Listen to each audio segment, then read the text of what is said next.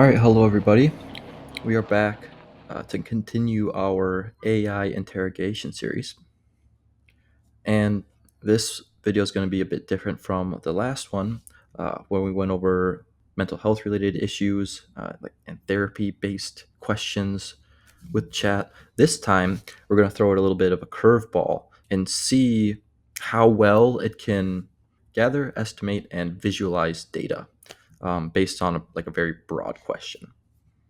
So I was thinking of what would be a good prompt to kind of put that to the test.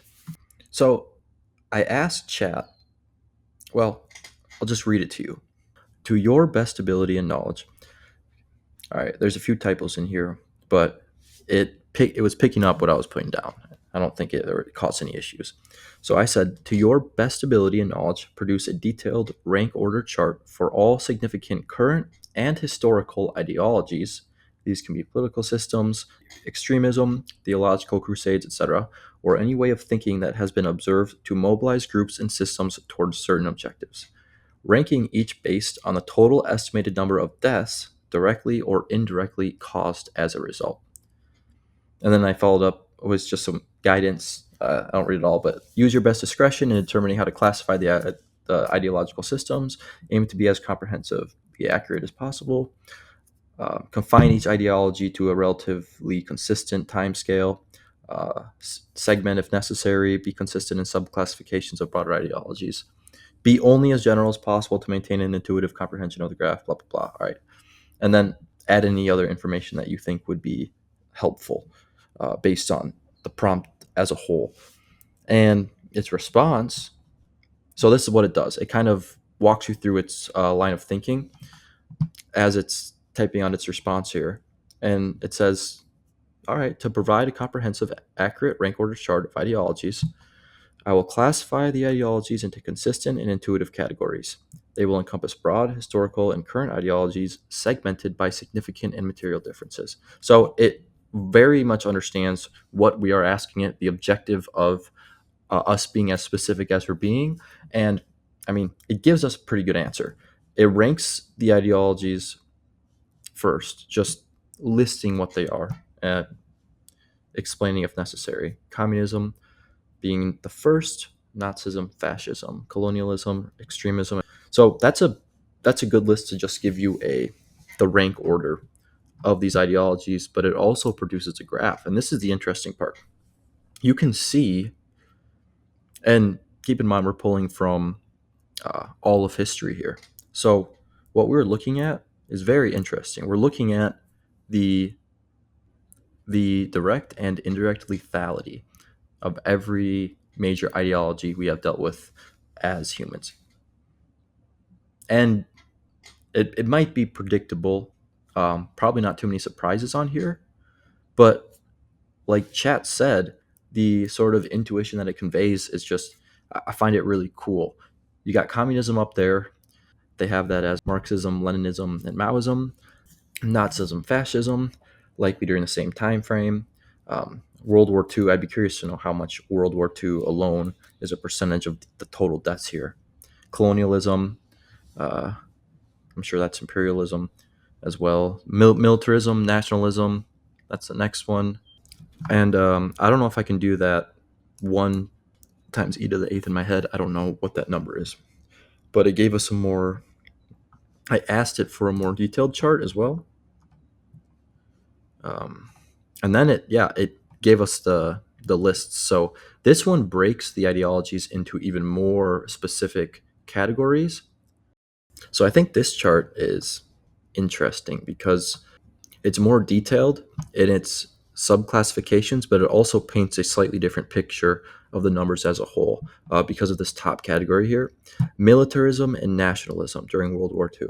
So I'm assuming this consists of all of the deaths related to any involvement with the war that wasn't a direct result of the major systems like communism, Nazism, fascism, that sort of thing. So any country that was fighting, uh, even just an effort to defend itself, any activity in territories where that was more of an externality of the Greater War, of which there were tons of that. And obviously, there's a lot of overlap between this too. So it's doing its best, and this is a very difficult task. So I am impressed that it was able to give us what it did. Communism there, probably not super surprising, but and I'm guessing that might be over a slightly longer time frame, and that's not super surprising. But a lot of these are going to be um, well, they're going to be skewed toward the 20th century because of the world wars. Uh, and Chinese communism, yeah, that's not surprising. 45 million deaths. Colonialism, I'm guessing that spans a much broader time scale because of just the broad nature of like colonial activity across the world. Communism, Soviet communism, 20 million deaths. And that's going to be one where there's overlap with the militarism because of the militaristic deaths that were caused to other people. Revolutionary movements, that one is more interesting. They specify the Taiping Rebellion, so I'm sure there was a lot of authoritative oppression involved in that as well. 20 million deaths. Nazism, 17.5 million deaths, it looks like. And they're going to have a lot of overlap there with the top category. So in a way this graph is a little bit deceiving, but it still breaks down the rankings probably relatively in the same order. So you still get the same idea, but the numbers might not be as intuitive as that first graph. Some other ones that are interesting: British colonialism, 15 million deaths; Atlantic slave trade, 12.5 million deaths; Belgian Congo colonialism, 10 million deaths. I wouldn't have guessed that. That's very interesting. Communism in general, 7.5 million. Jihad extremism, that's looks like 6 or 7 million. Capitalism during the Industrial Revolution, that's an interesting category as well. So 5 million people there. And yeah, you don't necessarily think about the deaths that were caused. I mean, what was the average lifespan during that time? Wasn't it like 20, 30 years younger, if not more? Because because we were pushing the industrial climate like insanity. And there were a lot of unintended consequences as a result. Now, you could also say, if that hadn't happened, to what degree would we not have progressed at the pace that we progressed? And there's really no way to know. It's an interesting question, but yeah, that's cool that they include that. Then you get some lesser ones here. Roman Empire, a few million. North Korea, a few million. Crusades, a few million. Racial ethnic supremacy, that's going to be very broad. Cambodian communism, it's a couple million.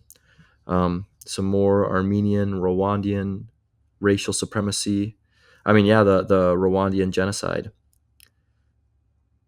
that had a 1 or 2 million. That had a few million as well. Um, yeah, and then you have religious persecution here down at the bottom, so a couple million. But this is very very interesting graph, and it's very very impressive that Chad can do this. So we won't analyze this too deeply because it speaks for itself. But this is just a cool way to visualize information that it might not be visualized otherwise. It might have been too difficult to consolidate it all and to sort through all of the overlap and give something that makes even a remote bit of sense. And this probably has a lot of error and nuance to it. So take it with a grain of salt. But it's pulling from a great deal of source data, a great deal of historical literature, and it's probably as good as it gets for the technology that we have. So all right, that's just another video to kind of show you guys what you can do if you get creative with this AI here. But I'll think of some other questions, some interesting questions to ask it, and we'll see if we can put chat in some interesting positions here. So let me know if you have any ideas moving forward. But I think we'll make this part of our regular series here. So all right, thank you.